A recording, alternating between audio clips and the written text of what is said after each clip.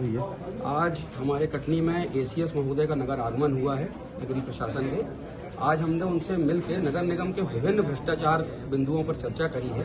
सबसे महत्वपूर्ण योजना क्रमांक 15 जो कि अधिग्रहण से मुक्त नहीं हुई है और जिसकी बाजार मूल्य कीमत लगभग 400 करोड़ रुपए है, जहां नगर निगम कहता है कि हमारे पास विकास कार्य करने के लिए फंड की कमी है, शहर भर के विकास कार्य रुके हुए हैं और 400 करोड़ की जमीन विधायक संजय पाठक दबाकर बैठे हुए हैं जो अधिग्रहण से मुक्त नहीं हुई, जिसकी फाइल नगर निगम से गायब हो गई, ऐसा समाचार पत्र छाप रहे हैं। लगातार उसकी शिकायतें हो रही हैं, पर अधिकारी जांच कमेटी बनाते हैं और जांच कमेटी तक वो शिकायतें सीमित हो जाती हैं। तो आज हमने उसकी शिकायत करी है कि लगभग 20.5 एकड़ जमीन जो कि अधिग्रहण से मुक्त नहीं हुई, लगभग 311 परिवारों को वहां पर प्लाट मिलने थे। ये जनता के लिए योजना बनाई गई थी, तो जनता के लिए जो ये योजना बनाई गई थी उसको खुर्द-बुर्द करके भ्रष्ट अधिकारियों से मिलकर संजय पाठक ने खरीद लिया।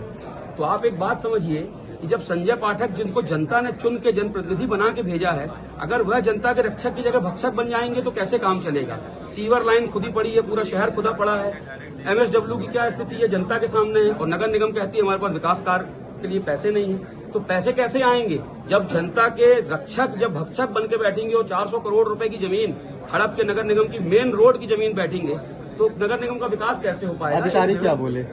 आज एसीएस साहब ने बहुत अच्छा हमको रिस्पांस दिया है। उनके सामने हमने पूरे समूचे दस्तावेज प्रस्तुत किए हैं और उन्होंने खुद बोला है कि हाँ, ये पूरे समूचे दस्तावेज तो बिल्कुल सही हैं, इन पर जांच होनी चाहिए और उन्होंने आश्वासन दिया है कि हम इसकी बिल्कुल जांच कराएंगे। हमारे पूर्व नगर निगम के अध्यक्ष संतोष शुक्ला जी ने इसमें जनहित याचिका भी लगाई थी, उसको लेकर कंटेम्प्ट भी लगा हुआ है। कमल पांडे जी ने इसकी दस्तावेजों के साथ शिकायत भी करी है।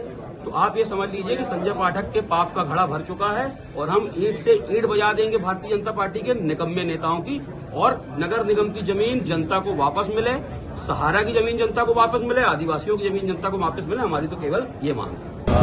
यहाँ का सीवेज ट्रीटमेंट प्लांट, यहाँ का वेस्ट ट्रीटमेंट प्लांट, प्रधानमंत्री आवास योजना, गीता भवन, बस स्टैंड, इन सब का भ्रमण हुआ।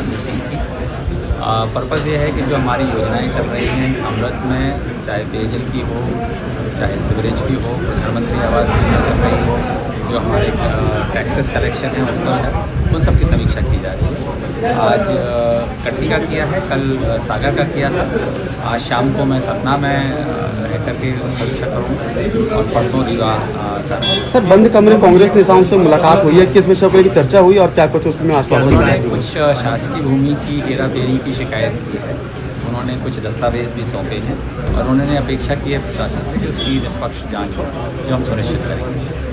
Thank you.